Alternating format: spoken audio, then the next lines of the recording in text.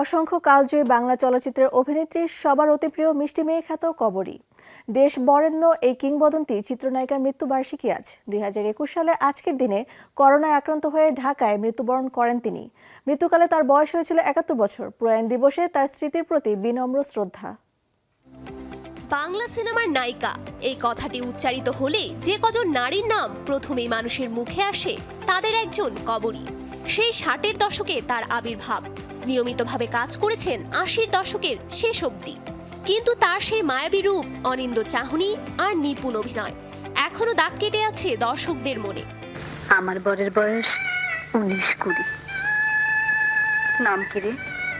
মিষ্টি মেয়ে খ্যাত কিংবদন্তি অভিনেত্রী কবরীর জন্ম 1950 সালের 19 জুলাই চট্টগ্রামের বাঁশখালীতে। তার আসল নাম মীনা পাল। চলচ্চিত্রের দুনিয়ায় পা রাখার আগে কবরী আত্মপ্রকাশ করেন নৃত্যশিল্পে। 1963 সালে মাত্র 13 বছর বয়সী মঞ্চে নৃত্য শুরু করেন তিনি। ঠিক এক বছর পরই 1964 সালে কালজয়ী নির্মাতা সুভাষ দত্তের পরিচালনায় সুতরাং সিনেমা দিয়ে রূপালী পর্দায় অভিষেক হয় তার। সেই শুরু, তারপর অবিস্মরণীয় এক অধ্যায়ের রচনা। জবাব দে না ছোটকাটারে, দিমু দিবি না তে দাঁড়া তুই।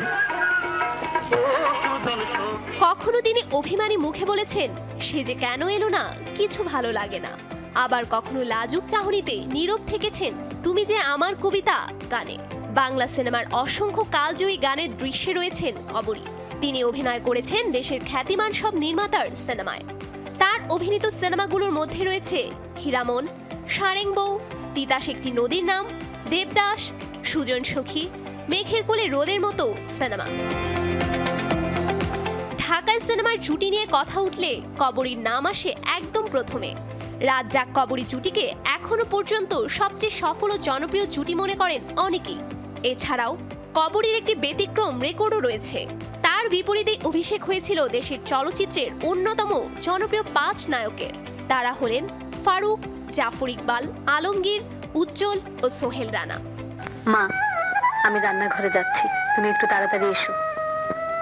বর্ণাঢ্য ক্যারিয়ারে কবরীর অর্জন বলতে দর্শকদের ভালোবাসা। পুরস্কারের দিক দিয়ে তুলনামূলক অপ্রাপ্তিতেই রয়েছেন তিনি। দীর্ঘ অভিনয় জীবনে মাত্র একবার জাতীয় চলচ্চিত্র পুরস্কার পেয়েছেন।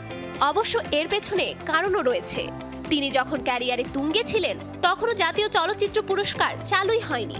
কয়েক বছর আগে এই পুরস্কারে আজীবন সম্মাননা পেয়েছেন তিনি। নারী অধিকার কিংবা দেশপ্রেম কোথায় নেই তিনি। যুক্ত ছিলেন রাজনীতিতেও। তবু লাইট, ক্যামেরা, অ্যাকশন কিংবা রাজনীতির মাঠ ময়দানে দাপিয়ে বেড়া মানুষটির শেষ রক্ষা হলো না। করোনায় আক্রান্ত হয়ে 13 দিনের মাথায় 2021 সালের 17 এপ্রিল সবাইকে কাঁদিয়ে চলেই গেলেন গুণী অভিনেত্রী। Safura Afrin, showbiz tonight.